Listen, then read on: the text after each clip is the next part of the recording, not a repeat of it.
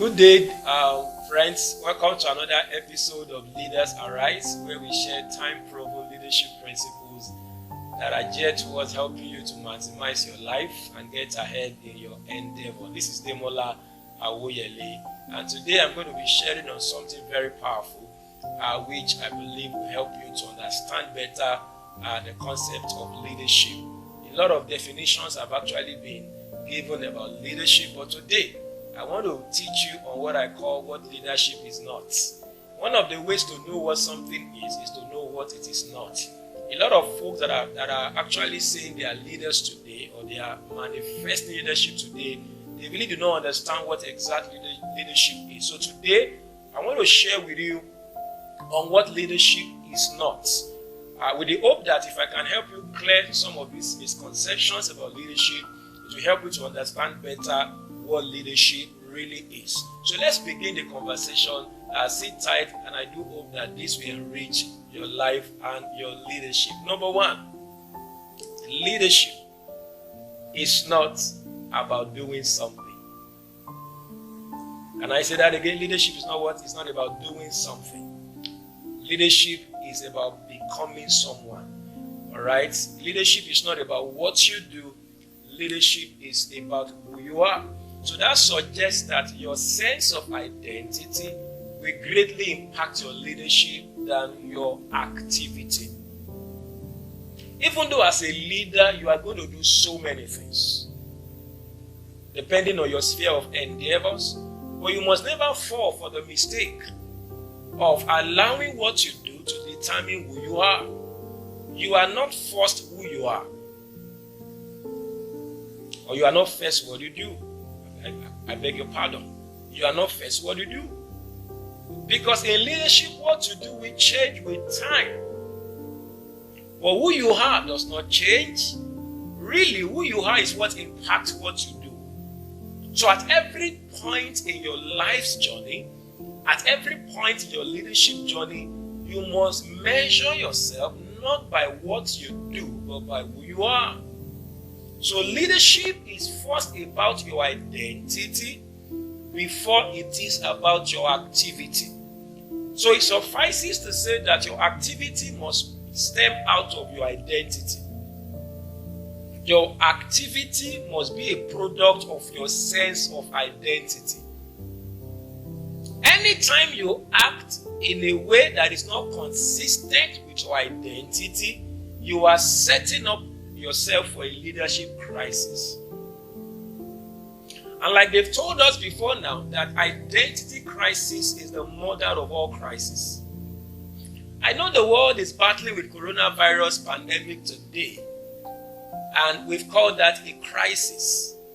But can I announce to you that that is not as much a crisis as identity crisis? So every leader must know who he is or who she is, without which what you do will not be greatly impacted. So what am I sharing with you today? The first thing I want you to understand about what leadership is not is that leadership is not what you do. Leadership is who you are.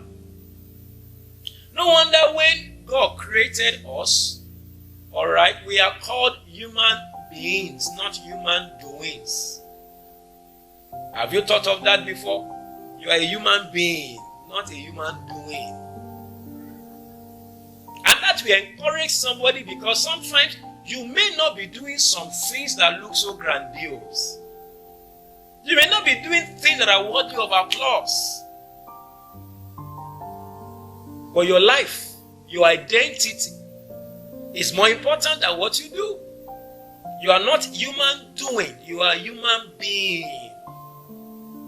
So for every leader to be effective, he or she must understand who he is.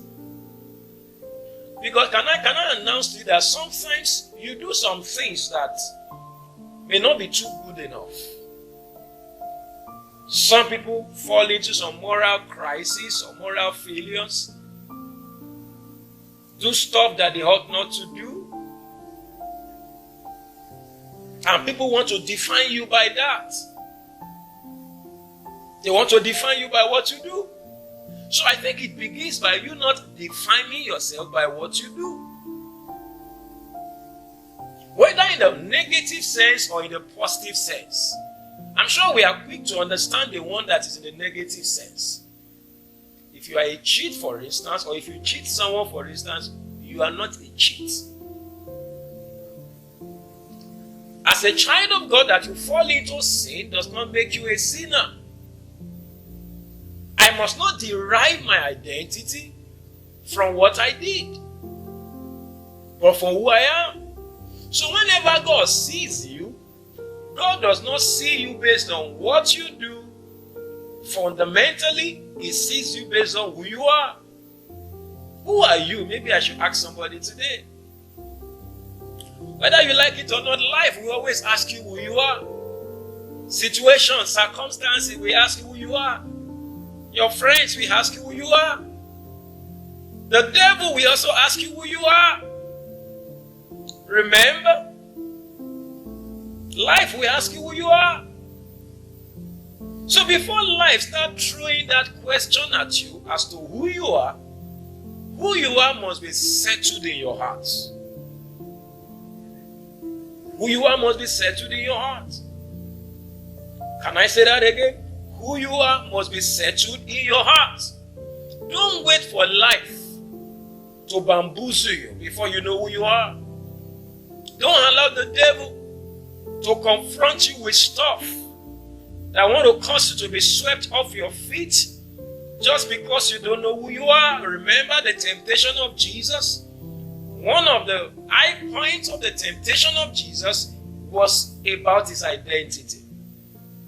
In Luke chapter 4, the devil met Jesus and asked him, if you are the Son of God, command this stone to be made bread. Remember? Luke chapter 4. If you are the Son of God, the devil was questioning his identity. The devil was tempting him to act, all right, based on his identity. Say, if you are the Son of God, command this stone to be made bread. So what the devil was trying to say to him is, if you can command this stone to be made bread, then I can validate your identity. Listen to me, you don't need your activity to validate your identity. The reason why people are misbehaving today, doing all they know to do, is because they want to try to convince people about who they are. They are trying to get a sense of identity from their activity. Jesus did not need to convert the stone to bread for us to know he's the Son of God. Yeah. You don't have to wear expensive cloth to show that you are wealthy. You don't have to announce to your church member that you are this, you are that, before we know who you are. So my worth, my sense of worth, must be derived from my identity, not my activity. So on the negative side, like I said, don't ever define yourself by what you do. Don't define yourself by what you do. Don't define yourself by your weaknesses. Jacob was a cheat. That was what his name meant, a cheat. And he was cheating. He was acting alongside what people called him.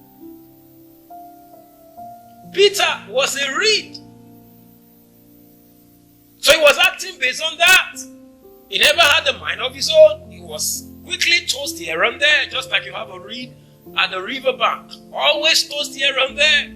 But when Jesus met Peter, he said, you are not a reed, you are a rock. You are not supposed to be defined by your activity. You are supposed to be defined by your destiny, by your identity. When the angel met Jacob, he said, what's your name? And when God asks you a question, He wants to supply you an understanding, really. God does not ask you a question because He does not know the answer. God asks you a question because He wants to supply you an understanding that you probably did not know before then. So when He asks Jacob, what's your name? Maybe Jacob will have said, I thought you know my name. No, He wanted to probe into his life. So say, I'm Jacob. God said, no, you are not Jacob. You are not a cheat. You are Israel. You are a priest. Now listen to me. Until you know who you are, you can't manifest your destiny. Until you know who you are, you cannot manifest according to the expectation of God over your life. So the angel of God told Jacob, you are not Jacob. You are not a cheat. You are Israel. You are a priest. You are a priest. You are a priest. You are not what you do. For Peter, you are not a reed. You are a rock. For Gideon, you are not a weakling. Because Gideon was running away from the Midianites. Alright? He was running away, very timid, very weak. So when the angel of God met him, he said, you are not like that. You are not like that. You are a mighty man of valor. And remember, when that sense of identity was communicated to Gideon, the angel of God could tell him, go in this your might. That means you will not have what it takes to stand strong in leadership unless somebody tells you who you really are. And that's one thing I want to bring to your consciousness today. You are not what you do. You are not what you do. You are not your mistake. You are not your weakness. You are not your background. You are not your circumstances. You are not your environment. And can I shock you? You probably are not what your parent named you. For Jabez, he was named Jabez because his parent gave birth to him in pain. So you can imagine any time Jabez wakes up in the morning, he kept reminding himself that he was a child that would cause pain. And he began to live according to that. Jabez, pain. Jabez, pain. So if Jabez was a pastor of a church, he was going to have a painful experience pastoring that church because that was what his parents named him. If Jabez was to be an employee in an organization, it would cause pain to himself and to that organization. If Jabez was to be in a relationship with a lady, to be a painful one. So he started to live according to what his parents named him. One day, quoting 1 Chronicles chapter 4, verse 9 and 10. Jabez by destiny was a man of honor. His identity was that of honor, not that of pain.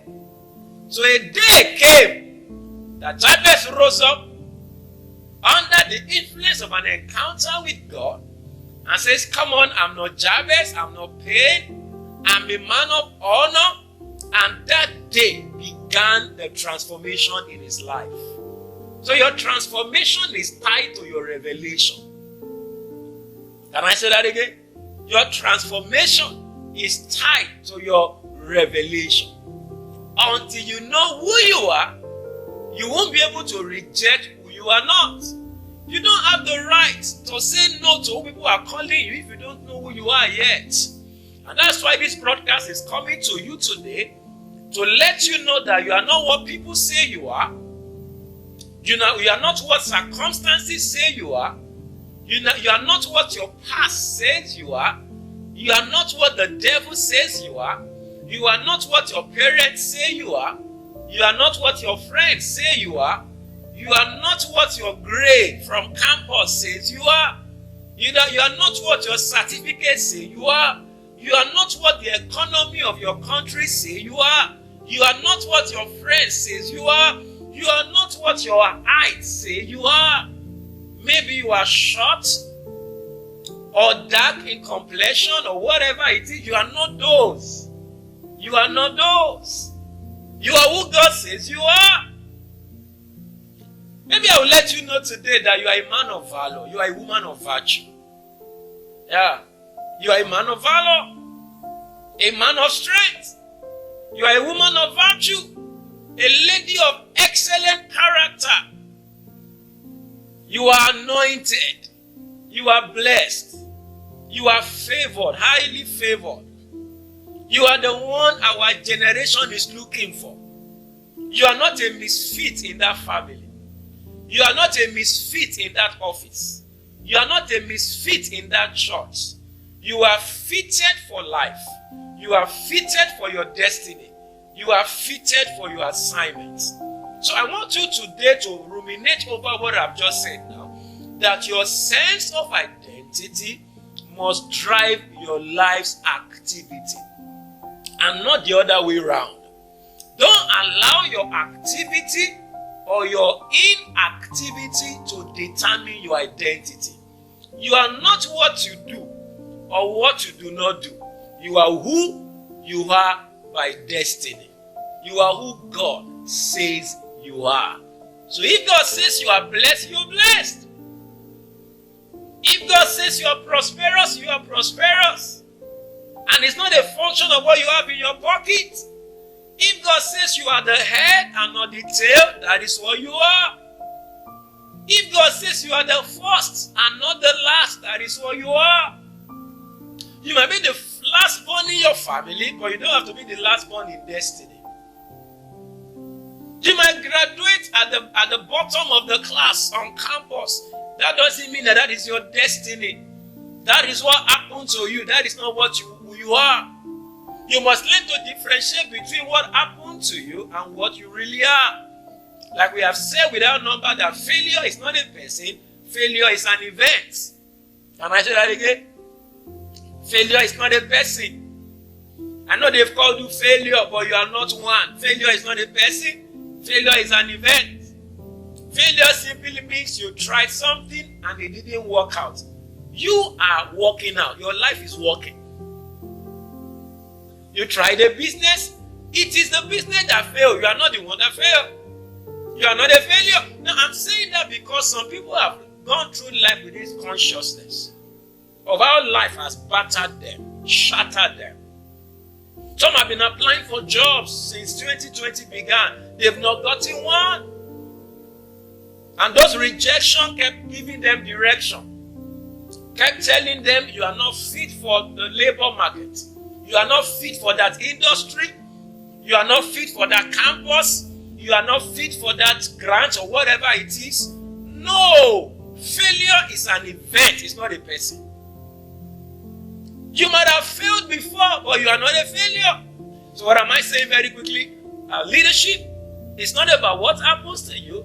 It's not about what you do. It's about who you are. So what makes a healthy leader is a sense of identity. Now, why do people have what I call inferiority complex today? There's what we call complex problem. There is superiority complex. There is inferiority complex. They are both complex problems. You are not supposed to have superiority complex. You are not supposed to have inferiority complex. You are supposed to have a healthy esteem. Now, what do I mean by superiority complex? Somebody feeling is better than somebody else. So what does that cause that person to do? He wants to outdo other people. Thinking that if I can outdo them, then I will show my superiority. No, your superiority is in your identity. You don't have to outdo anybody. You don't have to outsing, outpreach, outwalk, outdress. Now, quite frankly, some people dress today not because they have healthy self-esteem.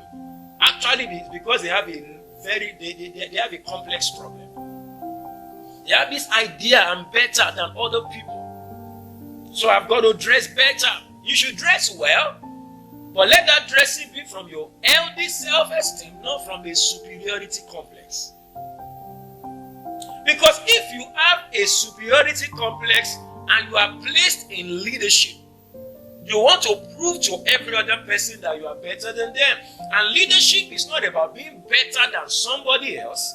It's about being different from another person. Is that clear to somebody? I'm a leader not because I'm better. I'm a pastor of a local church in the city of Akure. I have a healthy self-esteem. I'm not better than the led. I'm just different. That you are the office assistant in your organization. Have a healthy self-esteem. The MD is not better than you. The accountant is not better than you. And that you are even the MD CEO. You are not better than the gate man. You are just different from him. You are given different roles. Because when two things are different, there is no basis for comparison. May I ask you a question? Which is better between orange and mango? Some will say it's orange. Some will say it's mango. Maybe because of their preference. So if you like mango, you will say mango is better. If you like orange, you say orange is better. Actually, none is better because they are different. There is no basis for comparison. Did you get what I just said? None is better. So I'm not better than you. You are not better than me. I am what I am by design and by destiny. You are what you are by design and by destiny. So until you come to terms with who you are, you cannot be the leader you are supposed to be. Why are people competing today? Wanting to outsmart another, wanting to outdo, outshine, even on social media, outpost, out whatever.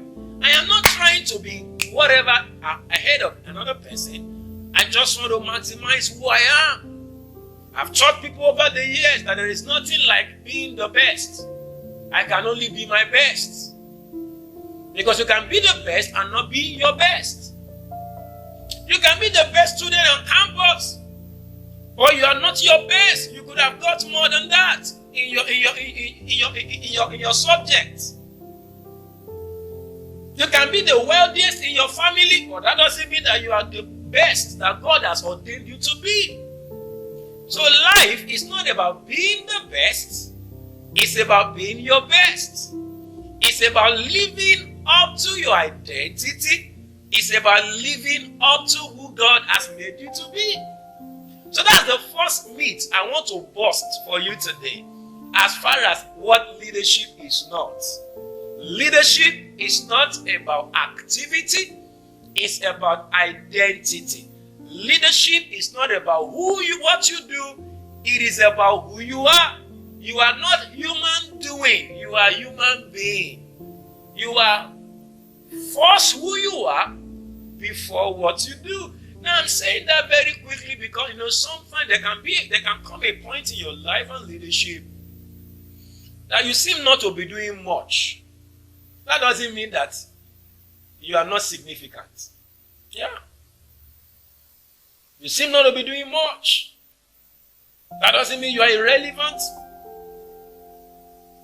And listen to me, the second side to this discussion as I round up very shortly is the fact that even if you are doing stuff, never rate yourself by what you are doing. Because one thing you will get to learn in leadership is that leadership roles will change with time. Alright? So if you keep defining yourself, for example, listen to me very well. As a pastor, one of the things that God taught me over time, over the years, is not to be too quick to name myself. Some say they are teacher, pastor, apostle, and what have you. But God taught me when I was over the years that don't be too quick to name yourself. If I'm speaking to a young pastor or young person listening to me right now, don't call yourself prophet yet. You don't know who you are yet. Alright, you might be a prophet. I'm not downplaying on your prophetic office. That you are prophesying may not mean that all there is to you is about prophecy. Who knows whether you are supposed to even do business? So when the idea about business is coming, you are taking it up and say, I've announced to the world I'll be prophet. Alright? I teach by the grace of God. That's one of my strongest spots or points in leadership. But I'm still patient because my life is evolving. My life is a revelation, not a destination. Yeah. My life is evolving. I'm a revelation. I'm not a destination. Yeah. So if I keep defining myself by what I do, and since what I do will always change with time, I will be confused. I should define myself by who I am. No wonder when John the Baptist was asked. Remember in Luke chapter 1 or thereabouts. Alright, you see that in Luke chapter 1, possibly John also. They said, who are you? I think some messengers were sent to him from the king. Said, are you Elijah? Are you this? Are you one of the prophets? They were trying to describe him by, they saw him prophesy, they saw him preach. So they were trying to define him by all of those activities. So they asked him, okay, tell us who you are so that we can get back to the people that sent us. I love what John the Baptist said. He said, I'm the voice. That's a mystery. I'm the voice of one crying in the wilderness. I'm the voice. Who are you? I'm the voice. I think that's cool enough. I'm the voice. I am the voice. I am the voice. I'm the voice of one crying in the wilderness. I'm the voice. And actually he was reminding them of what was said in Isaiah. The voice of one crying in the wilderness. That was his identity. So when he came to the world, he never allowed himself to be defined by the fact that he prophesied, the fact that he did something that looked like what Elijah did or other prophet did. He actually told them, read the Bible, read the scriptures in Isaiah. I am the voice. That is my identity. So leadership is not what you do. Leadership is who you are. So can I ask you as I round up this episode of Leaders Arise, who are you? Now that question can take you a lifetime to answer. That's why I said my life is a revelation. My life keeps unfolding on a daily basis. My life keeps unfolding. Remember when the sons of Sceva met with the demon in the book of Acts? He said, Paul I know, Jesus I know, but who are you? In Acts chapter 7, and also in Exodus, Acts chapter 7 was reporting what happened between Moses and the Israelites.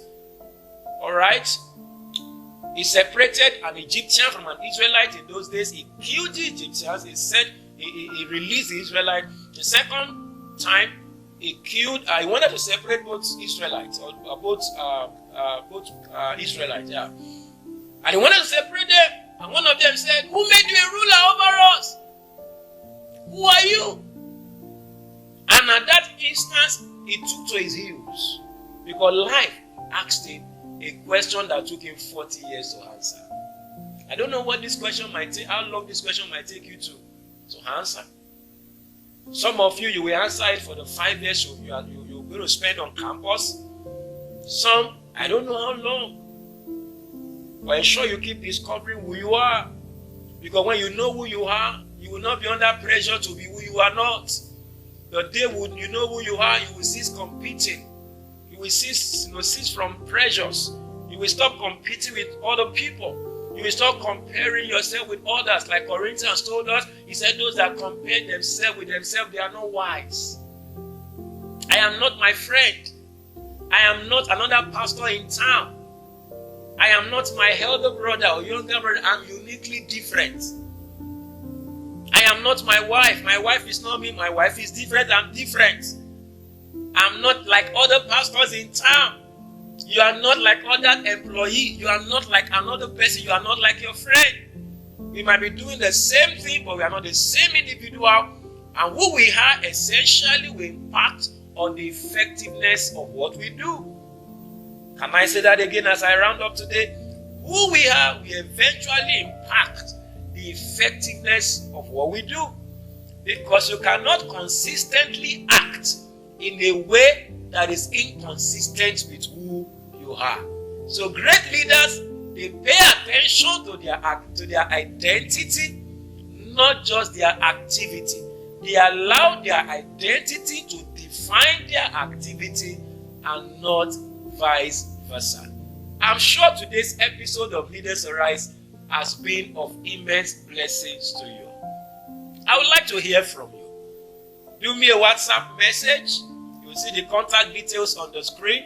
Send a direct message to me on Facebook. Follow me on all my social media contacts, or get to our church website where you get to learn more about what we do. Till I meet with you again at the next episode, keep discovering yourself, and don't ever forget that you are a revelation, and may you keep unfolding. God bless you. Bye for now.